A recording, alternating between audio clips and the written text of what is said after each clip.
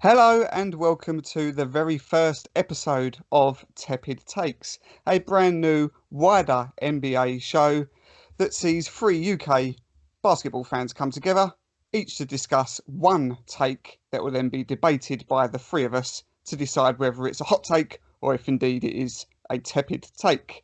This will be a new fortnightly show, hopefully, hosted by myself, Dan Healy, from the Miami Heat UK, and I'm joined as always by my two residing guests. First up, my brother Bobby Healy and 76ers fan. How you doing, Bob?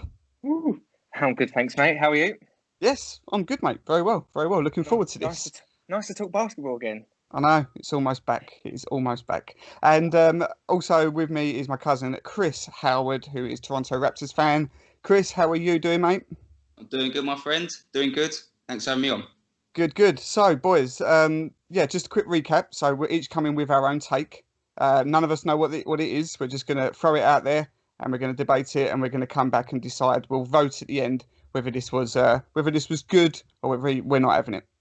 Okay, all good. Yeah, let's roll. Sounds good, Right. mate. Okay, I'm going to go first because it's my show.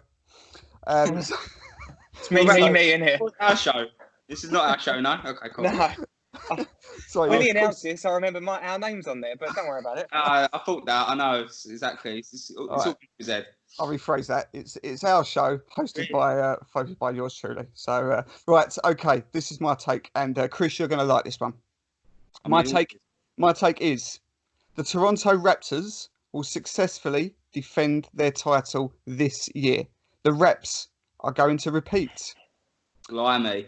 Okay, right. I'm So done. See you later. here- Thanks for everything. Well, I'm gonna have this on loop. Have this on Yeah. loop. Yeah, don't blame you, mate. Right, well, I'm going to sell it to you. So first of all, let me pitch. Don't interrupt, and then we'll cut. I'll come to each of you to see what you think. All right. So this is my pitch on why the Raps are going to win it again. Here we go. So last year the Raptors won, and they lost in the postseason. Kawhi Leonard, superstar Kawhi Leonard. Despite that, in their record winning season last year, they went 58 and 24, which was good for a little over 0.700 in a regular season. This year, without superstar Kawhi, they are currently 46 and 18, which is good for 7.19 as a record. So they are slightly up on last year despite losing their superstar. This is because the Raptors have, from top to bottom, elite structure, elite front office, elite coaching, elite management, and elite player development. Now I'm going to go a little bit into stats. I won't get too bogged down, but just to go through the roster at the moment for the Raps, you've got Kyle Lowry here, absolute leader for this team at the moment. 34 years old, and yet he's only had 2 years previous to this where he hasn't had better stats than he's producing this year. He's averaging 20 points a game, just under actually, 19.7. His second best year in assists with 7.7. He's got a career year in rebounds per game. Pascal Siakam, who was basically a garbage time player up until last year when he literally came out of nowhere and was the most improved player. Last year's form, MIP form, saw him averaging 16.9 points a game. He has already now blown that up. 23.6 points a game he's now averaging. He's taken yet another leap, this guy. Why he's not in the MIP conversations is beyond me, because he should be. Not only that, his assists, rebounds, steals, blocks, they're all up on this MIP year. Fred Van Fleet is a legitimate third star. This guy, again, is having a career year. He went from 11 points a game last year to 17.6. He has doubled his steals from 1 to 2 steals per game. He was already a great three-point shooter, but that aside, stats aside in general, he's broadened his resume now to become a good inside scoring player to add to his already very good three-point shooting. I won't go down to many more, but just very quickly, our very own Brit, OG Anunoby, another career year, lighting up the stats all the way through. He's up on every category. Norman Powell, exactly the same, career year in every category, averaging 16 points per game. In total, the Raps have got 6 players that are in double digits for point per game. I haven't even spoke about players like Gasol and Ibaka, who are 2 of the best bigs in the league. In my opinion, the Raps have got the best starting 5, the most effective starting 5 in the NBA. And not only that, when you take in to account the the fact that they've got 3 players in the top 20 in a defensive rating. They're the only team that can boast that stat in Pascal Siakam, Ibaka, and OG Anunoby. Both are top 20 defensive rating players. Moving away from the players a minute, if you come on to what is likely to be the Raptors' schedule going forward in the post-season, they will have a bye in the first round because they're going to have either the Nets or the Magic, which probably won't even take a game. If so, there will be a gentleman's sweep. So they can rest players, they can get that job done easily. They will then have probably the Celtics in the second round. Now, the Celtics, we've discussed this before. They're a good, solid team. They lack any natural leadership, and they haven't got out of the Eastern Conference for 12 years now, despite every year they say this is going to be their year. If they get through to the finals, likelihood is they'll have the Bucks. Now, the Bucks have improved from last year, no doubt, but look what happened last year. The only team to come back from 2 down in the final to then get done 4-2. So if you look at them coming out of the East, and then you look at the fact that the West is likely, not likely, but good chance are that you'll likely meet the Clippers, maybe. Now, if you look at the Clippers' schedule, first round, as it stands now, they'll probably come up against the Mavericks. Then the next round, the Nuggets. Then the finals in the West, the Lakers. None of those games are easy. You could see all of them possibly going 6-7 games. Now, you look at the Raptors going through the Eastern Conference there. They could probably get through the East playing maybe 9 games in the postseason. You look at the Clippers, 15 or 16 potentially before they come on to meet the Raptors in the finals. I think they're a great shout to win it. And you add on to the fact that they've got one of the most elite coaches. There's not many elite coaches in the NBA. There's a lot of very good coaches, but there's only a handful of elite, and Nick Nurse is already one of them. He's a coach that isn't afraid to experiment. He's already a winner. The Toronto Raptors are a legitimate championship contender. The repeat is on. Boys, your response. Chris, I'll come to you as a Raptors fan. What are you saying, mate? Right, mate. First of all, I want to say I haven't paid him to do this. I've got to say, I haven't given him any money. No money's changed hands. But that's amazing. He's a salesman. It's amazing. Yeah, amazing to hear. Yeah, not much was really thought of us this year. Last year, obviously, we won it last year. We were playing with kind of house money this year. A lot of people wrote us off. I thought we would be better than a lot of people thought. A lot of people had us finishing 4th and 5th, including yourselves. I thought we would finish, as I said, I thought we could finish 2nd. I didn't think we'd have the power to challenge Milwaukee in the regular season. But I thought we would be better than obviously advertised. But this season's completely blown me away. I wasn't expecting us to gel as a team as much, and the amount of people that have stepped up. As you said about the players, I think we've got 4 players having career years. OG, Fred, I think, Pascal, and Serge, I think. Every single one, from losing Kawhi, losing 25 points a game, have all stepped up to obviously close the gap. And I think they had a chip on their shoulder as well, because no one spoke about us once.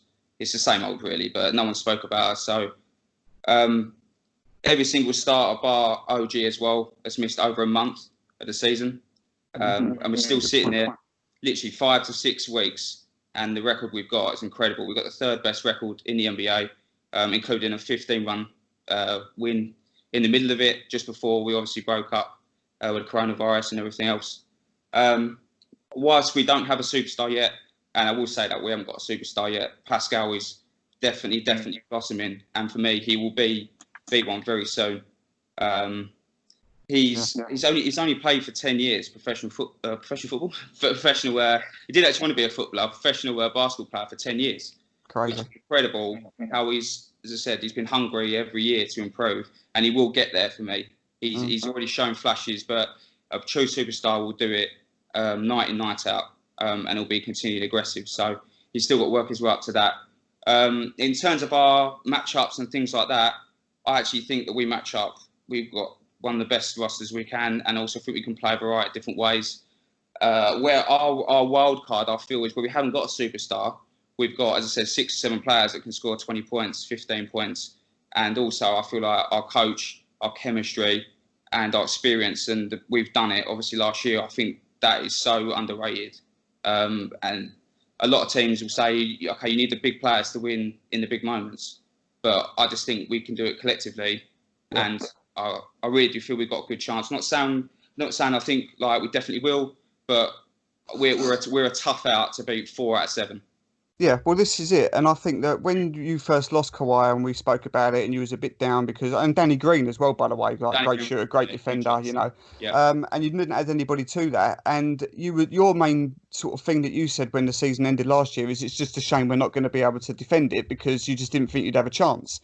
Well, you know, you've shown that collectively, like you just said, that it doesn't always need superstar power. Don't get me wrong, it goes a long way, but it doesn't always need superstar power. You've got a lot of players there that are all on the same ticket. So, yes, good response. I won't ask you for your take right now on whether you're saying it's hot or tepid, because I'm going to move over to Bob. Bob, quite difficult to follow that because Chris is obviously a Raptors fan, so he can throw a lot more. Anything you want to add or disagree or anything with on that? Is it a lot of rubbish?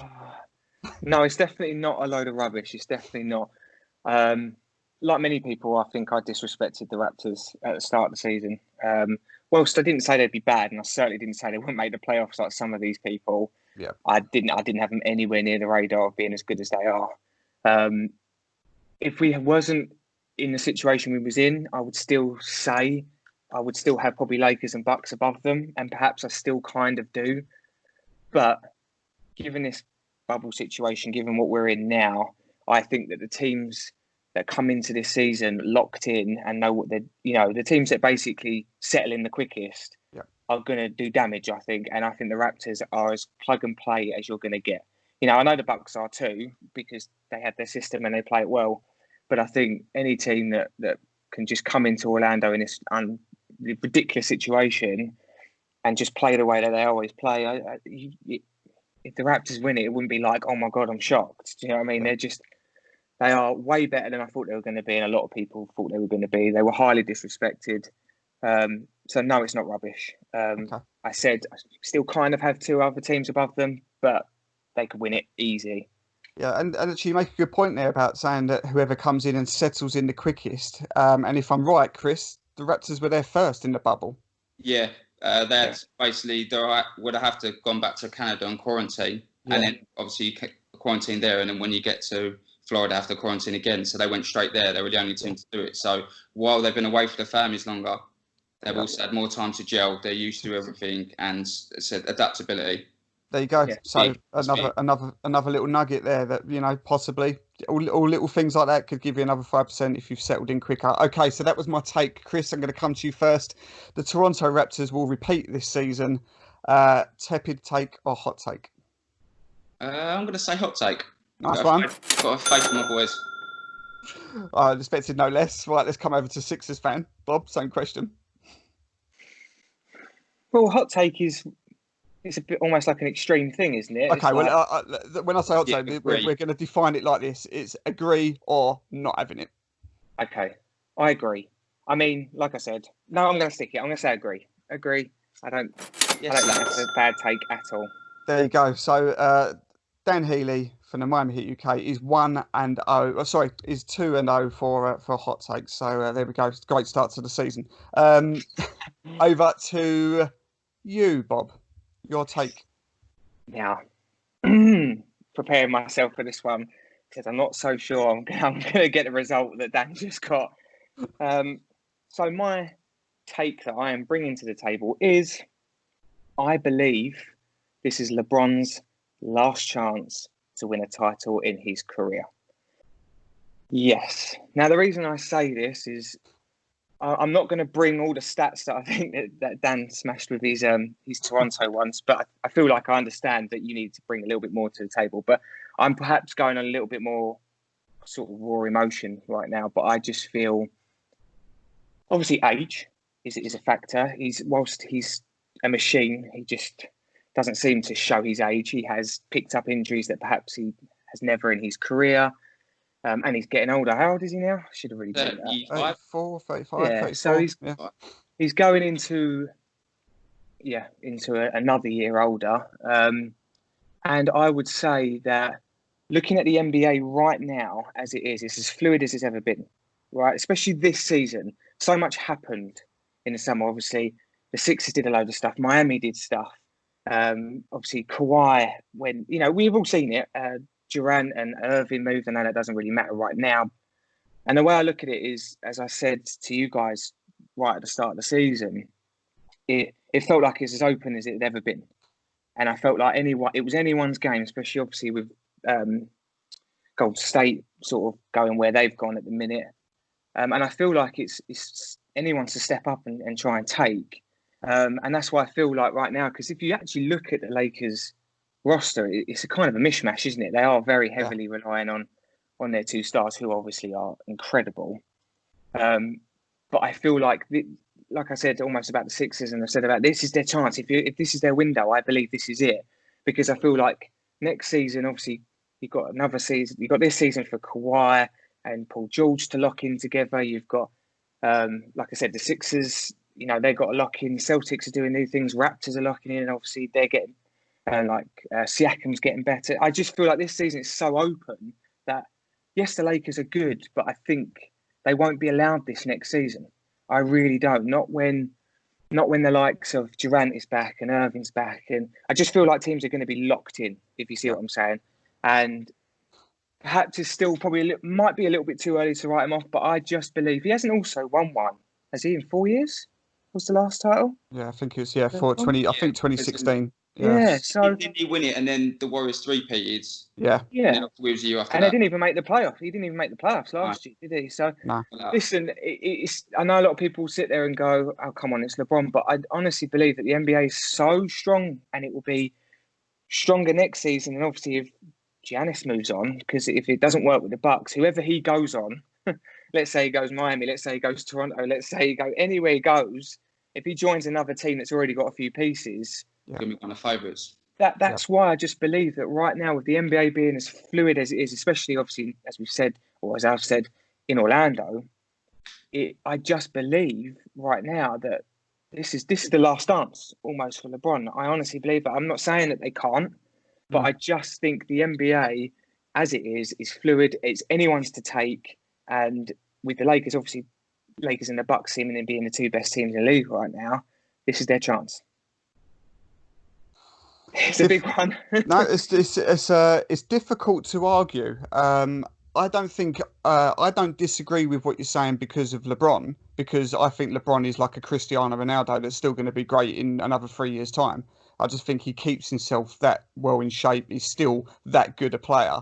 But you're right in the fact that okay, he's got a bona fide top five superstar with him, who may not, you never know, who may not re-sign. I know Exactly. Imagine everything is if he didn't. They answered the obviously all the picks they got for him. Imagine if you didn't. Look, I mean, no guarantee. I'd be shocked if he doesn't, but No. as you just said, there's no guarantee. So if he goes, that's it. But you know what you just said is the main point. You look at the Nets have been unhealthy all year, so they've got two superstars to come back. And they're actually looking for a third star as well. There's rumours about Bradley Beal, etc. So they're going to be very good next year. The Bucks, as I said, that they've this year is big for them. If they don't, they're in the same situation. The Warriors are going to be good again next year. I'm not saying they're going to challenge, but they're going to be good again next year. You're exactly right, Bob, in the fact that everyone is going to be better next year. Yeah. And the Clippers, are obviously locked in for a little bit longer than this Lakers team. So, the fact that we're in this weird situation, everyone's lost their advantage in terms of hostile home courts and so on. Everyone's on an even playing field in that one. Difficult to argue, mate. Difficult to argue. I'm sort of bound to agree with that. Chris, what do you think? Yeah, I agree. I've actually been thinking that for a while. I'm glad Bobby brought it up. You boys have basically covered most of it, but I've got a few things I kind of wrote down. It's a weird thing to say, but I'm not particularly sold on Anthony Davis in terms of a leader. Like obviously, the stats and defensive player of the year and the points and stuff, that's a given. He's obviously going to lead you in points and things like that.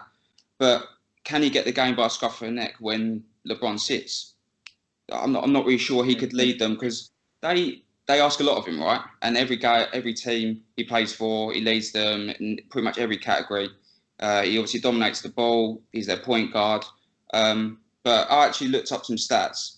and they're basically their offensive rating with him on the court is 114.5, and when he sits, it's 101.3 in terms of creation and how good they are on offense. So I don't know where that drops into in terms of like out of the 30 we're in the league, but minus 13.2 difference for when he sits. Yeah. And then you come along with the ridiculous thing is, as you said, Dan, he's still going to be amazing. Like his drop off is going to be he's still going to be small compared to most people would fall off a cliff, obviously.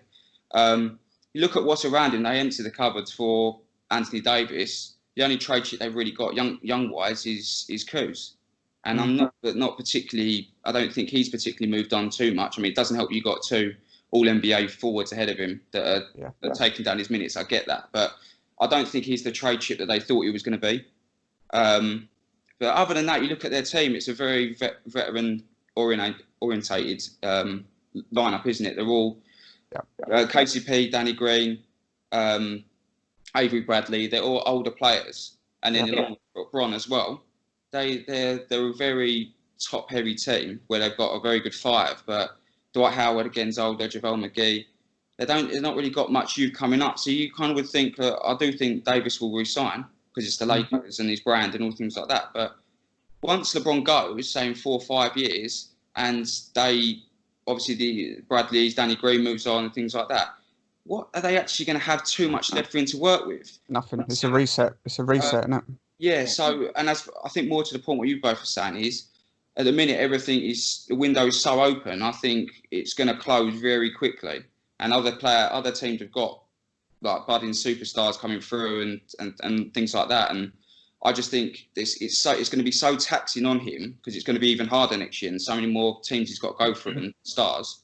I just think it can just take its toll, and I don't think he'll get a better opportunity than this year. I still have the Clippers personally because I just think they've got 2 stars as well, not as good as the 2 stars they've got, but they've got the role players, and how big I am on role players, and I don't think we could have won our title last year without the role players that we've got. As much as Kawhi was obviously the man, if we didn't have the role players, we don't get out of that Philly series. So I feel like they've built a team for now, literally for now. Not that they had much money to do anything else, but they're obviously when they're on it, they're obviously an extremely defensively. They're so disruptive and stuff like that. But as you say, beyond the next season, what's left? They've just got.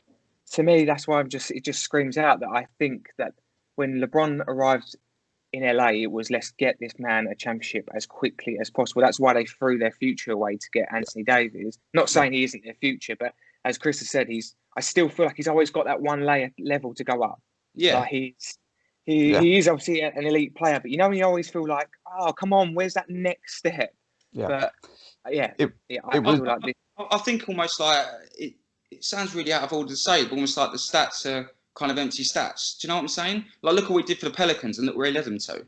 Like, and you look at the role players that the Lakers have got, and they're not too much better. And look at where the Pelicans. You've got Drew Holiday. You've got, I can't remember who young star, but Drew Holiday's a good second player.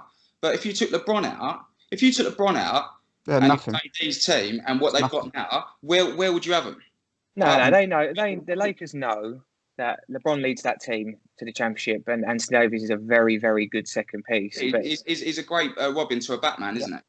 Yeah. But the thing is with that statement is both of them knew exactly what the situation was. It was LeBron saying, "I'm in the twilight years of my career now, although still one of the best players. Don't get me wrong. I need another chip. You need another chip. I need another chip. We've got a couple of years to do this. Let's do it now." And that's why they mortgaged their future to do it. So it's difficult to argue. So go on then. Let's go. Go on, Chris. I'll start with you. Is Bobby's take? You having that? Yeah, I agree. I think as I said, I think we covered it pretty well. I think the window is shutting very fast, very fast. And no one will rule them out. If they did win at Lakers, you'd say they got 2 monsters on the court. Fair enough. That might be enough. But I don't know. I think it's tough. It's tough as the series goes on. Yeah. Will this be LeBron James's best chance of a final chip? I am saying yes as well. So Bob, you're 2-0, mate. Good stuff. Well, we're smashing this, lads. Didn't expect that. I did not expect that at all. Right. So final take of the night. Over to you, Chris. Dan, this is where we both just vote 0 on Chris. Yeah. Shh. Oh, I gave it away. Cheers, boys. Well, my question is basically whether there will be an asterisk added to whoever wins this year's title. And I believe that there shouldn't be. The reasons is the rules actually haven't changed really, other than the locations is a bit of an odd location in terms of the bubble and where it is at Disney. There was discussions about adding with the home court advantage who could get the ball at the start of quarters, or you can allocate who gets 6-7 fouls, which is a bit of a silly obviously take. Although there's less games being played, teams are actually who are within a shot of making the playoffs are getting their opportunity with the playing leagues. Obviously, there's 9 in the East, and is there 12? Is there 12 in the West? Yeah, something like that. Yeah. So everyone's getting a fair. Whoever was within a shot of making it, everyone is getting the opportunity. Whether we think they should or not, they're there basically. I just feel that any team that has a 4-month break without playing, access to gyms, with all the worries about what's going on in the world, and then obviously they travel out there, then they're without family for 6 weeks until they turn up. Anyone who has the mental strength to come out the other end and win all that, and I just think they deserve it. I think the chemistry that involves, the mental toughness, it's just something we've never seen. And I just think it'll obviously be remembered because it's a strange title, but I just think they 100% deserve it. I just think it's crazy circumstances, and it will take a lot to get over the line. I do think so. Yep. Go on, Bob. I'll hand over to you for first response.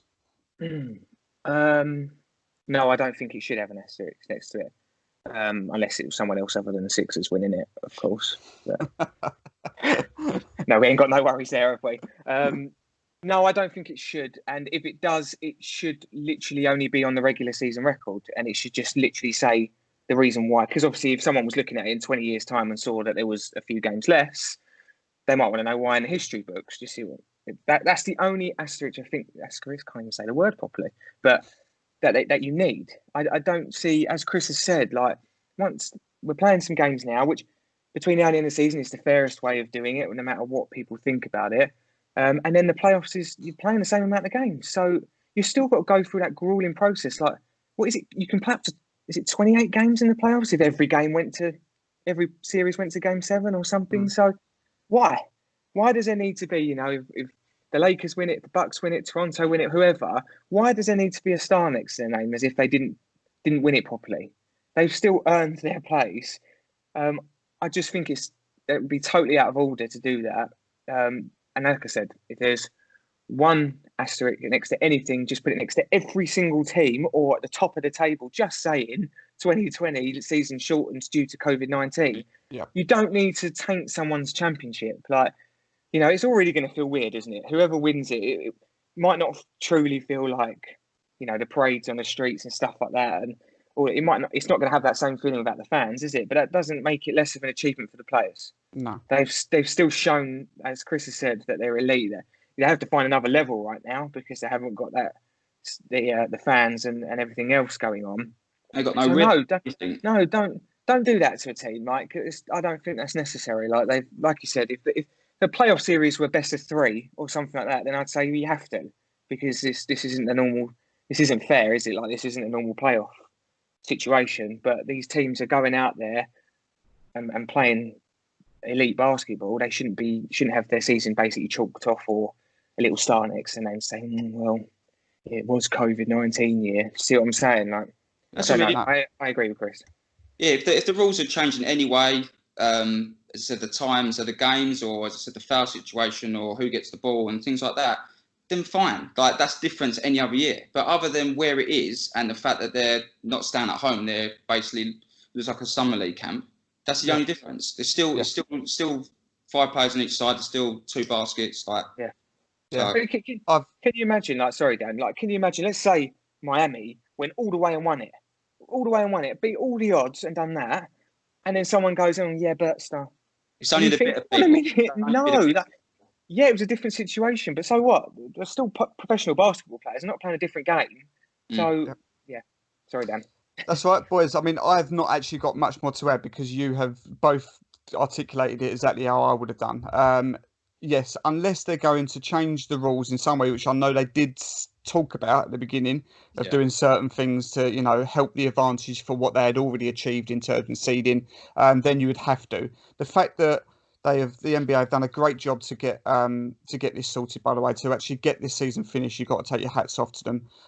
To give the structure of how they've done it, to bring teams back that are still within a chance, no matter how far away maybe it is. You look at people like Washington, and then I think it goes all the way down to actually 13 in the West, to give them still a chance that you was within 6.5 games or whatever it is to try and win your way in, and then even a little play-in series if it's close as well. I think they've done it pretty well. To ask professional athletes to stop their day job, go home, not be able to work out how they normally work out, not be able to train, not be able to see their teammates, to then come back to move into a hotel for the next potentially 3-4 months of their lives, to be able to win games with no home court advantage, to be able to win without that adrenaline rush that you get with every bucket that the fans will give you, to take that all away. And as you just said, Bobby, for a team like mine, for example, if we was to upset the odds and go all the way and win it, so someone's put a star next to you, it would be the biggest kick in the balls you could ever have. So, I totally agree. It would be, if anything, it's more of an achievement to do it this way. So to put a star or an asterisk next to him would be completely out of order. And as you said, the only thing you could do is just do some sort of COVID-related thing, and the fact that there was less games through the regular season. But at the end of the day, the regular season means jack anyway, doesn't it? Really, it's all to do the playoffs. It's not like they played 15 games, is it? Exactly. The asterisk thing is only media related anyway. So you're not going to put it, but if Miami won it, it will just say 2020, 2021 champions. It won't say because of COVID. It's just it's a media. It's whether you think you give them respect. But people talk about injuries all the time. Oh, so and so got injured. Asterisks. It ends up being bitter. Whoever doesn't win it. I just think more of anything, the mental strength, not just the physical, about being obviously not being able to train to get to this point is respect. Respect if you can get over the line. It's already going to be bad enough, isn't it? It's already going to be fans, no matter what, he's going to say, "Oh, you only won it because of this." But whoever wins it, whoever wins it deserves all the praise in the world. None of this, "Oh, you only won because COVID and different situation." No, shut up. This is still elite basketball. So, could not agree more. Right. Well, I think we're pretty sure where we're going on this. Chris's take of should there be asterisks next to the season's winner. I think we're both saying we totally agree with that. Yeah. No. Oh, okay, Chris, you're 1-1. Sorry, mate. Oh, for God's sake! Right, no, we're 2-0 through the board, boys. So there we are. My take of the Toronto Raptors are going to repeat. I convinced you. That was probably the hardest ones. I convinced you. You're having that. Bobby's take of this is LeBron James's best chance left of a ring. We are both agreeing with that. And then Chris's take of should there be an asterisk next to the winner this season? No, there shouldn't be. We are having that as well. That was Chris's take. So all of us have lit the board up. It's a great start to the leaderboard. We will continue to do this every fortnight with a brand new take. Basketball is almost back. So next time we chat, the season will be amongst us, boys. I'm gonna find something really outrageous for next show. Man, I'm not having this again. Bob, that is what I want.